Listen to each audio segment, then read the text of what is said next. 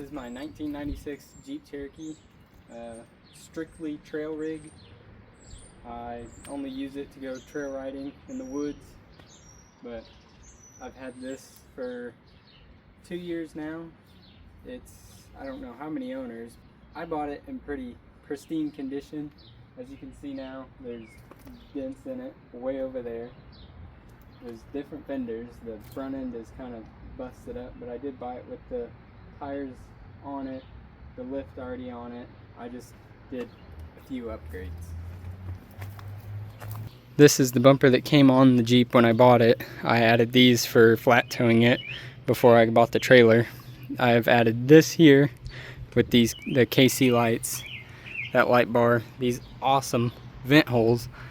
That was one night with a few adult beverages.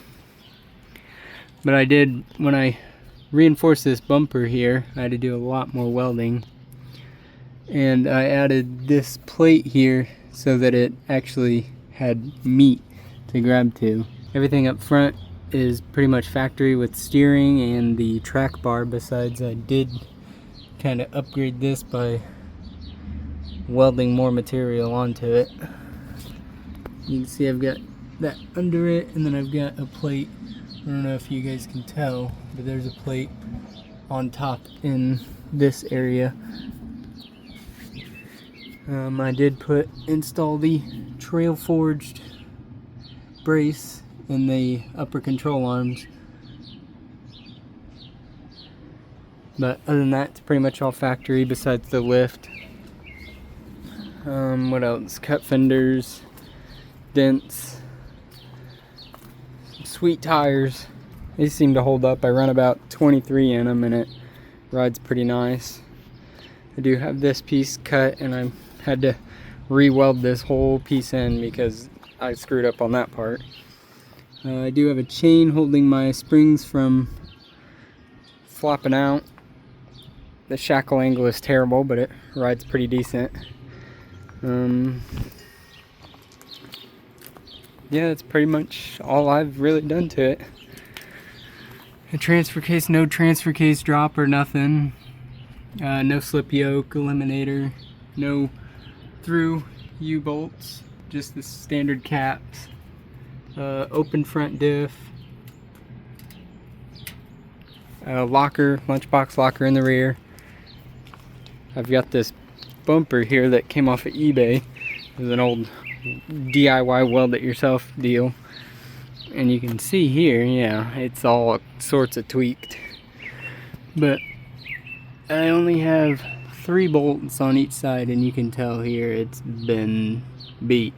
So I want to eventually take this plate, cut it off, get a thicker one, because I do have the inserts. It's hard to tell, but I do have those bumper support inserts that go into the body itself. So I think right now I'm just gonna try to hook up the winch and we're gonna see if it bends it down.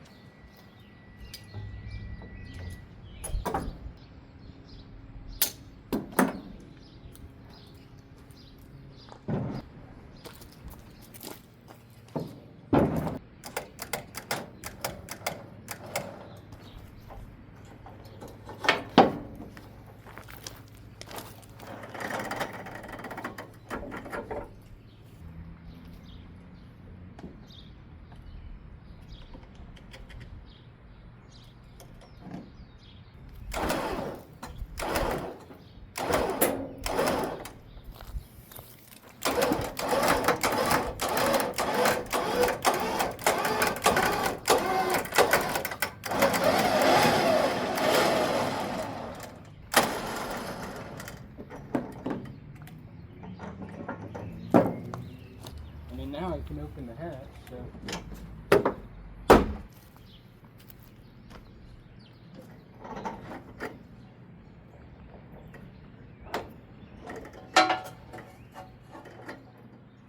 I'll try.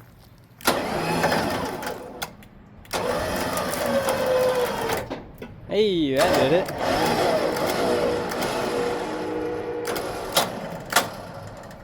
That wasn't too bad. Kind of shiesty work. But... oh, this thing is all kinds of messed up. Alright, we got this side and the whole thing pretty well straightened out. That's pretty nice. Yeah, you can see it even cracked that weld there. I don't know, I should have built this better when I put it on, but I didn't think I was going to be whacking it off of literally everything. But sweet. Okay, I've made the executive decision to just leave it how it is. But I figured since it's just an off-road Jeep, eventually it'll probably get a way better bumper. I don't know when, but right now I'm just going to leave it as it is. That's tight now. It's not going to hurt nothing. The hatch opens, that's all that matters.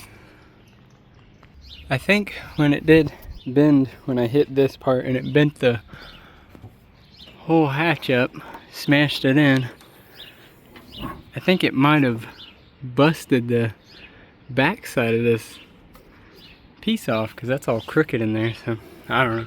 It still works. Shock's still good. Whatever, man.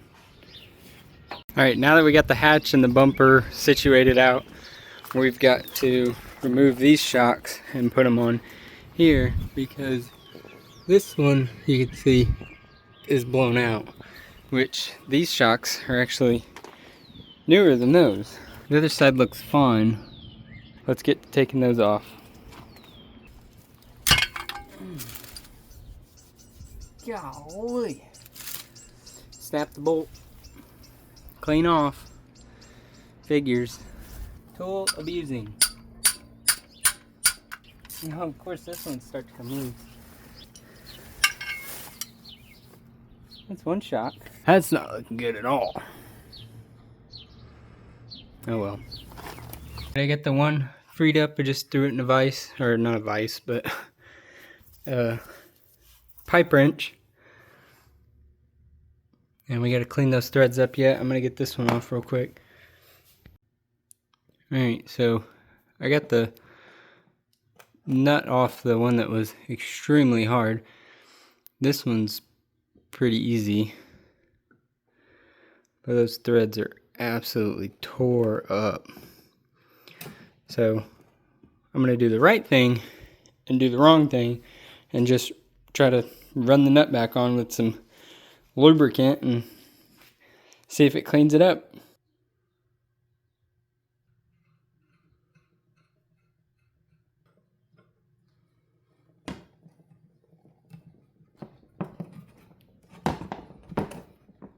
Well, it seems to be working all right.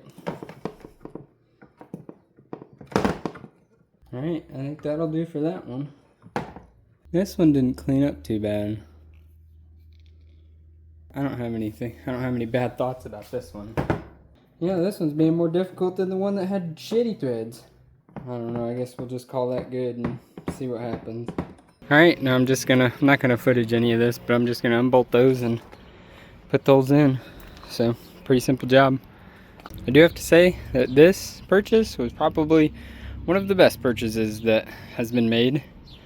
Went to Walmart, needed a creeper, didn't want to pay 30 bucks for one, so I think it was like 10 bucks for this gymnastics mat. Folds up, you can keep the bottom away off the top, and it's actually pretty nice. Pretty nice deal. The up stroke is really good yet. The valve, I guess, whatever's going on inside. But the down is not. So you can actually see, well, probably not. It's just slightly bent right here. But I think that happened when my lower control arm broke and I had to drive it up back to the shop. But anyway, these are both junk.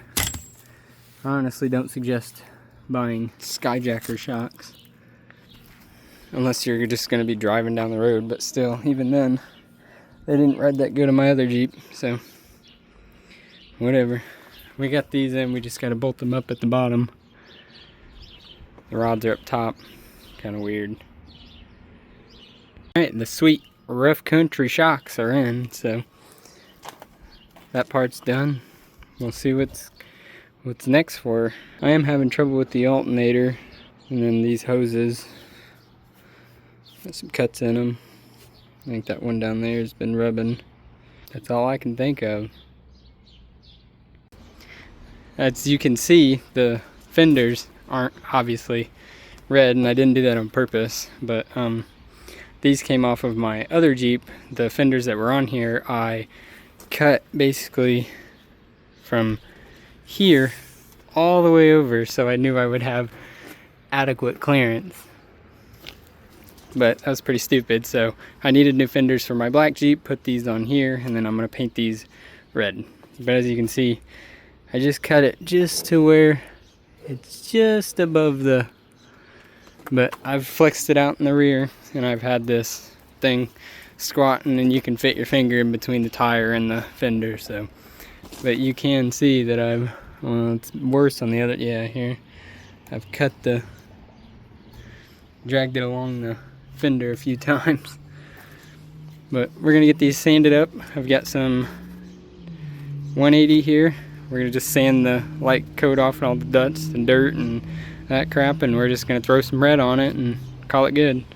If you still got the sticky stuff on the fender, you can do the right thing and use the wrong tool, and it just scrapes right off. Yeah, that's not too bad. Just kinda.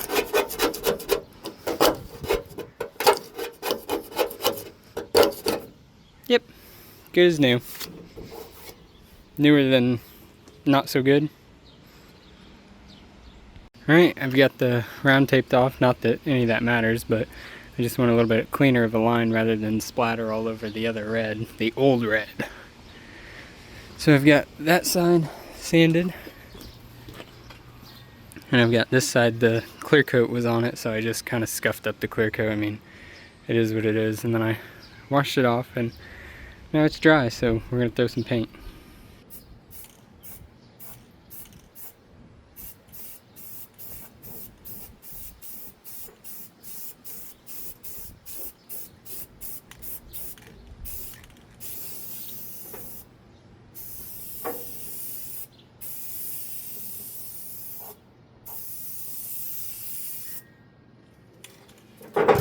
Oh, there's a big old run in it now. Nice.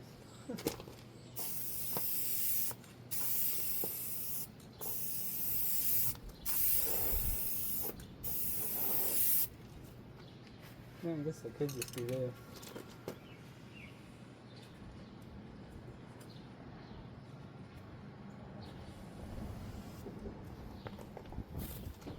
Damn, fix. No.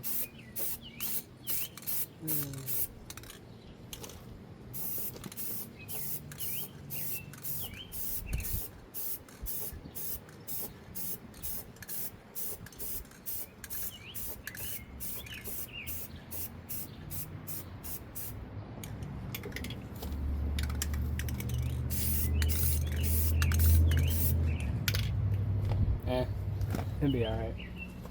The joys of painting outside. Well, we'll get the layers on and we'll come back when it's finished. I finished putting the last coat on. Now we'll wait about 30 minutes and then clear.